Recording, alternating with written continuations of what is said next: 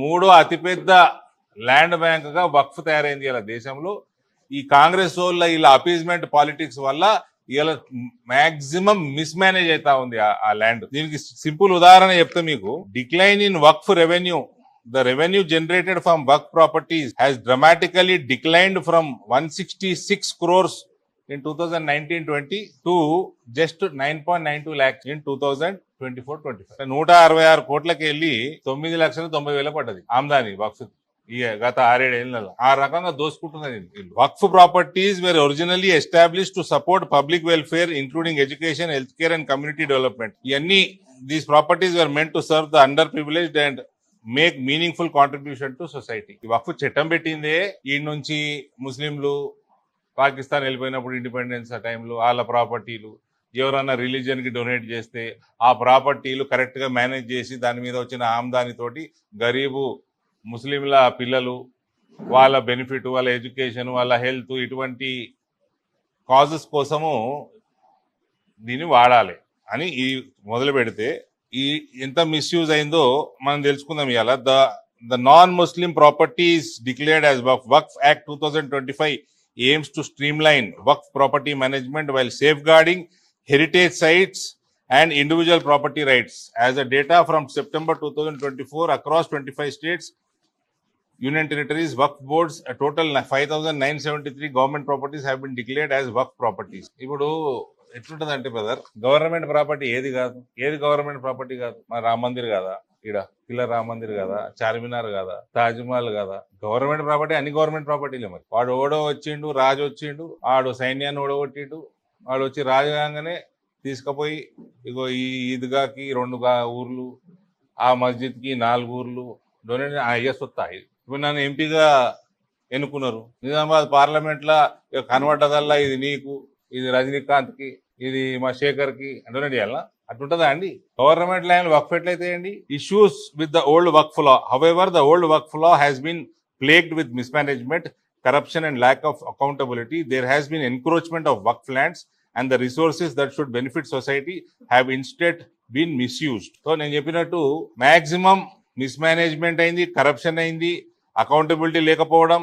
ఎంత మిస్యూజ్ ఉంటుందో ఈ చట్టాన్ని. స్వాతంత్రం తర్వాత వక్ఫ్ చట్టం ఏదైతే ఉండేనో 1995 లో కాంగ్రెస్ ప్రభుత్వం పివి నరసింహారావు గారు అప్పటిదాకా వక్ఫ్ బోర్డు మా పల్లెగంగన పసుపు బోర్డు లెక్క, ఈ బోర్డు కాఫీ బోర్డు లెక్క ఒక ఎగ్జిక్యూటివ్ బాడీ. పసుపు మంచి కోసము, చాయ్ మంచి కోసము, కాఫీ మంచి కోసము, దాని పెరుగుదల కోసము, ఎదుగుదల కోసము, మార్కెటింగ్ కోసం పనిచేయాలి. 1995 లా 96 ఎలక్షన్ గెలవాలని, తుర్కోల్లా ఓట్లు కావాలని పివి నరసింహారావు ఏం చేసిండు? దానికి జుడిషియల్ పవర్స్ ఇచ్చాడు. అప్పటిదాకా వక్ఫ్ కిరికిరేమని ఉంటే అందరూ పోయినట్టు డిస్ట్రిక్ట్ కోర్టుకు పోవాల్సిందే. అప్పుడు వక్ఫ్ ట్రైబ్యునల్ ఇచ్చిండు.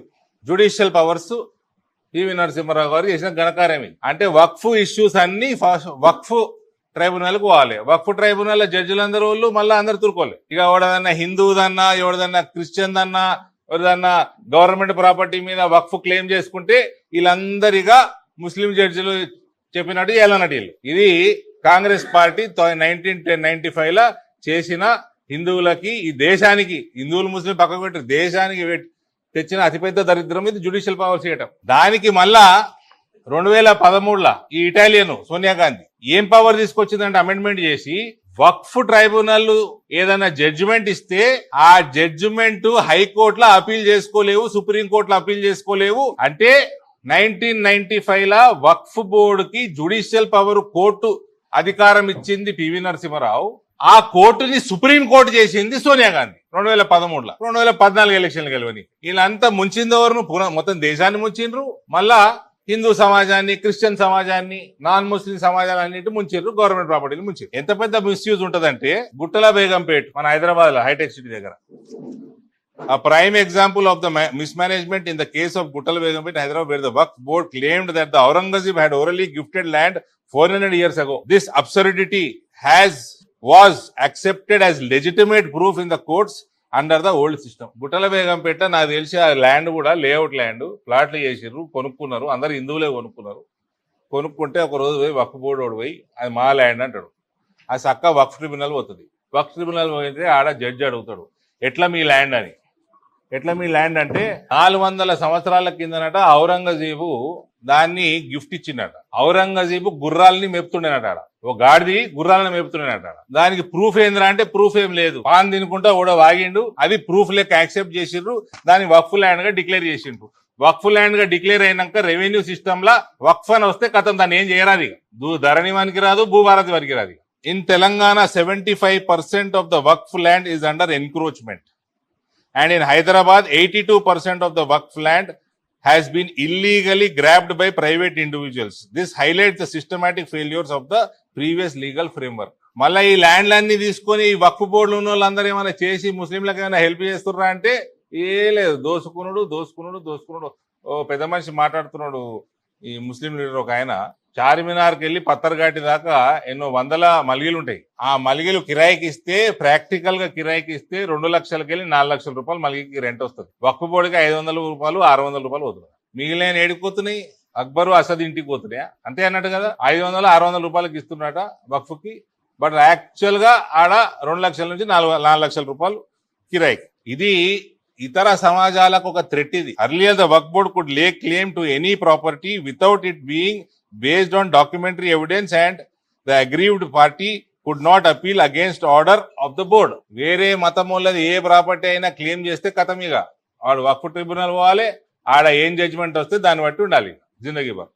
హైకోర్టు వనిక లేదు, ఏం లేదు. Several Hindus last there land in this unjust and arbitrary law. Now aggrieved individuals can approach. ఇప్పుడు మేము చేసిన ఈ సవరణ వల్ల అటువంటి వాళ్ళందరూ హైకోర్టుకు పోవచ్చు, సుప్రీంకోర్టుకు పోవచ్చు, రొటీన్ జ్యుడిషియల్ ప్రాసెస్ లో కేసులు కొట్లాడవచ్చు. సో ఇది ఏ రకంగా ఇది అన్యాయమైన చట్టమో ఈ ముస్లిం నాయకులు చెప్పాలి. ఏ రకంగా అన్యాయం ఇది? నువ్వు ఆమ్దాని మొత్తం మింగుతున్నావు. ఈ షబీర్ అలీ ఇస్తుంటోడు పుట్టి ఓవైసీ కాదండి, కాంగ్రెస్ ముస్లింలు ఉంటారు, ఇలా వీళ్ళందరూ నాయకులందరూ కలిసి మింగుతున్నారు. డిక్లైన్ ఆఫ్ వక్ఫ్ రెవెన్యూ చెప్పిన మీకు 166 కోట్లకి వెళ్ళి 9 లక్షల రూపాయలు పడ్డది ఇది 6-7 సంవత్సరాల. ఇంకోటి, ఈ వక్ఫ్ ట్రిబ్యునల్ అందరూ సున్నీలే ఉంటారు. ఇప్పుడు షియాలు ఉండరు, పస్మందాలు ఉండరు, ఆగాఖాన్లు ఉండరు.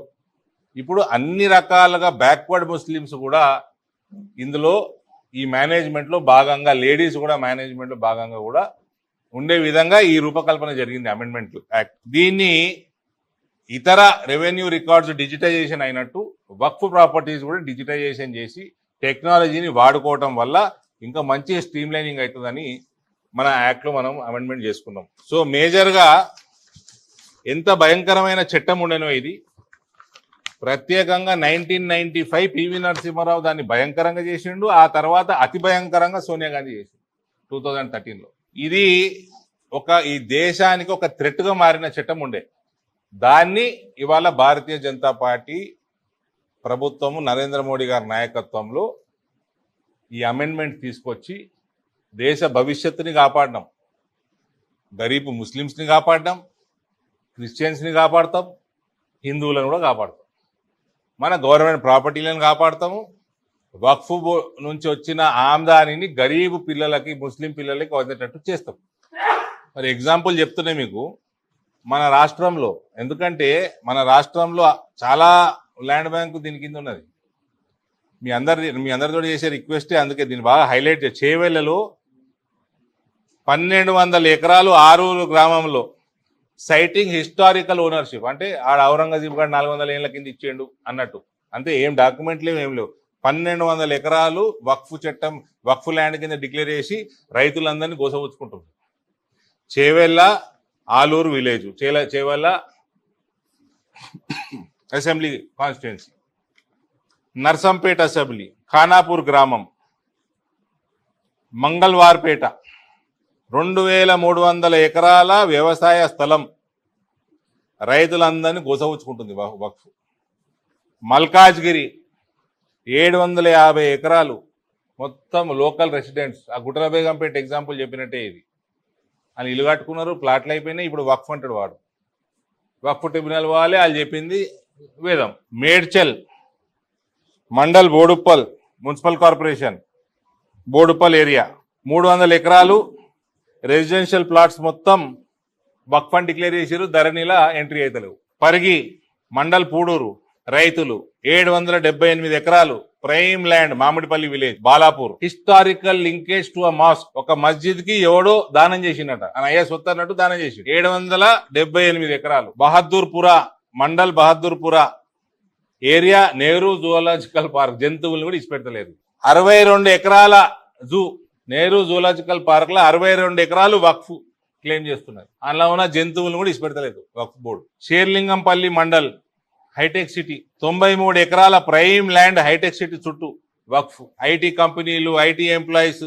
Mahabub Nagar mandal, Mahabub Nagar municipality, temple boards, local devotees, government institutions ఇటు 626 ఎకరాలు including municipal office.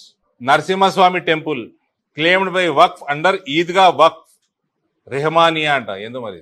Zaheerabad assembly, Kohir mandal, Nyalkal mandal, Raikode mandal, Jharasangam and Zahirabad 13,000 ఎకరాలు ఫోర్స్ఫుల్లీ కన్వర్టెడ్ ఇంటూ వక్ఫ్ ప్రాపర్టీ. రైతులకి మోసం, రైతులకి దగా. 13,000 ఎకరాలు జైరాబాద్ అసెంబ్లీలో.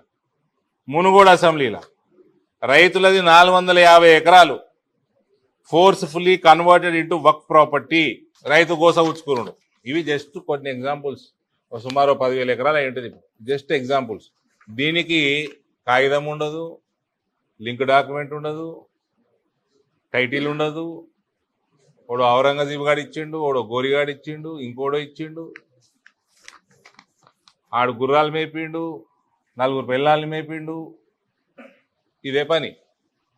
మళ్ళీ ఏమైనా చేసి గరీబ్ ముస్లింలకు ఏమైనా చేస్తుర్రా అంటే అది లేదు. దోసుక తినడు. 4 లక్షల రెంట్ వస్తే 400 కట్టుడు వక్ఫ్కి. ఇటువంటి చట్టాన్ని చట్ట సవరణ చేసి ఎటువంటి డిస్ప్యూట్ ఉన్నా వక్ఫ్ ట్రిబ్యునల్ ఎటువంటి జడ్జిమెంట్ ఇచ్చినా అది హైకోర్టుకి, సుప్రీంకోర్టుకి వెళ్ళే మనకు ఆస్కారం ఇచ్చింది ఈ సవరణ.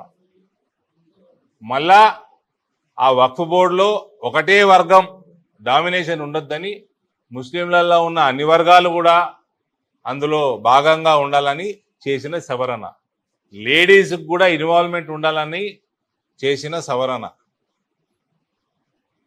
మొత్తం టెక్నాలజీని వాడి డిజిటైజ్ చేసి మంచిగా మేనేజ్ చేసి ఎక్కడ కూడా క్యాష్ డీలింగ్స్ లేకుండా వక్ఫ్ ఆమ్దాని పెంచే సవరణ ఈ చట్టం. దీనివల్ల ముస్లింలకు లాభమే తప్ప నష్టమయ్యేది ఏమీ లేదు.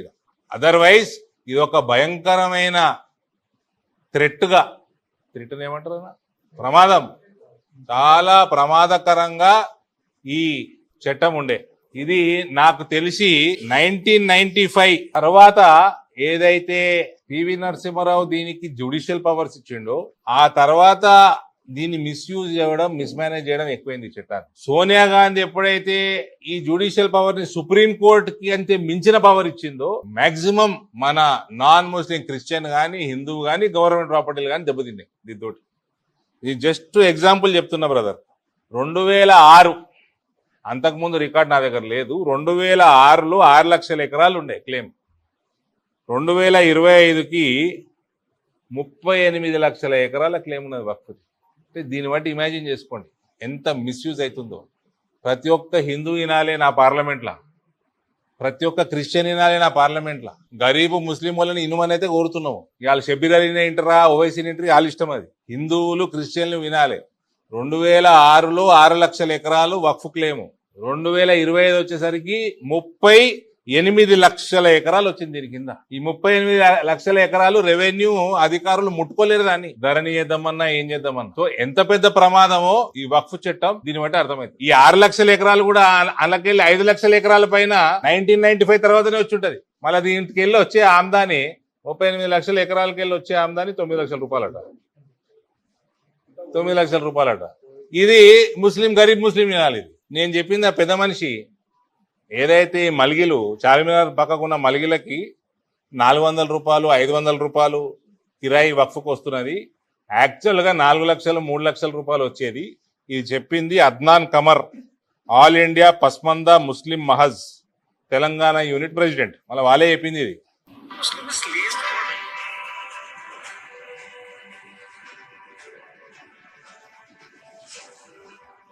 चारमीनार आपने सुना होगा ना, बहुत ज्यादा फेमस है। पत्थरगट्टी एरिया से लेके चारमीनार का जो बेल्ट है वहाँ पे 900 मलकियां आते हैं। उसकी जो रेंट है वो 2 लाख 3 लाख 4 लाख, लेकिन वॉकआउट को कितना पहुंचना 500 600, उससे बड़ा जो शोरूम है उसका 1200। To ensure transparency in the system. चोर की दाढ़ी में जो तिनका बोलते हैं वक्त का सीएम रिकॉर्ड रूम में लॉक कर दिया, पूरा वक्त एमआईएम के हाथ में। कौन चोरी करवा, कुछ कार्रवाई नहीं। 4000 केसेस अभी भी पेंडिंग। हैदराबाद से हैं आप, तो अभी वहाँ का माहौल क्या है? जी हाँ, मार भी गल्ला सुनाइए, बाहर दिलो डंडे हम खा कॉमन मुस्लिम लीस्ट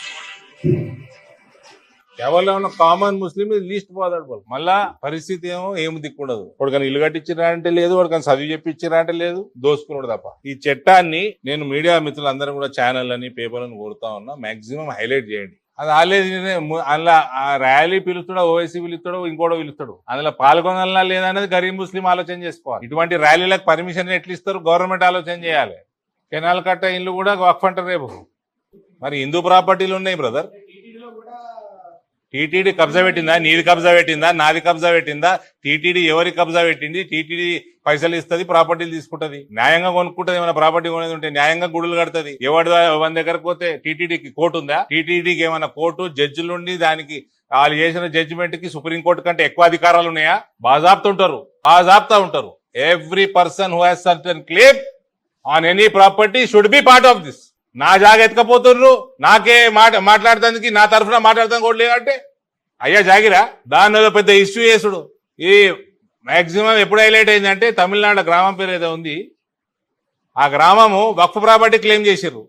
ఆ గ్రామంలో ఉన్న మందిరము 2000 సంవత్సరాల క్రితం, అప్పటికి ఇస్లామే పుట్టలే, అప్పుడు దేశవ్యాప్తంగా హైలైట్ అయింది. ఇది మొత్తం తరతరాల నుంచి టైటిల్ ఎన్నడు ముస్లిం ఉన్నాడు. ఆ ప్రాపర్టీకి వక్ఫ్ క్లెయిమ్ అంటారు. ఓడో కుక్కనా కొడుకు ఔరంగజేబు గారు దానం చేసినట్ట 400 నెలల కింద. దానికి పేపర్ లేదు, వంకాయ లేదు, ఏం లేదు, వక్ఫ్ అయిపోతుందా? ఇక హిందూ కొట్టాడకపోతే ఏం చేస్తారండి? ఆ బోర్డులో ఉండటం బెటరు, కిరికిలు తగ్గుతాయి. సూలకుట్లలో వచ్చారు జిల్లాకు తెలుసు నాకు. వాళ్ళ ప్రశ్నలు అడిగితే జవాబిస్తా, కానీ వక్ఫ్ కవరేజ్ తగ్గదు. అది మీరు మాటిస్తేనే ఇది కంటిన్యూ చేస్తా. ప్రెస్ మీట్ మాటిస్తుర్రా? మేనేజ్మెంట్లు మాటిస్తుర్రా?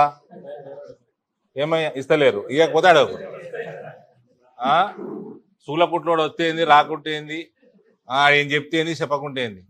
కహావతే ఇంగ్లీష్ మే, success has many parents, failure is an orphan. కోడి కూసుడు సత్యమే, తెల్లారుడు సత్యమే, కానీ కోడి ఏమనుకుంటుందట, నేను కూస్తూనే తెల్లారింది అనుకుంటుంది.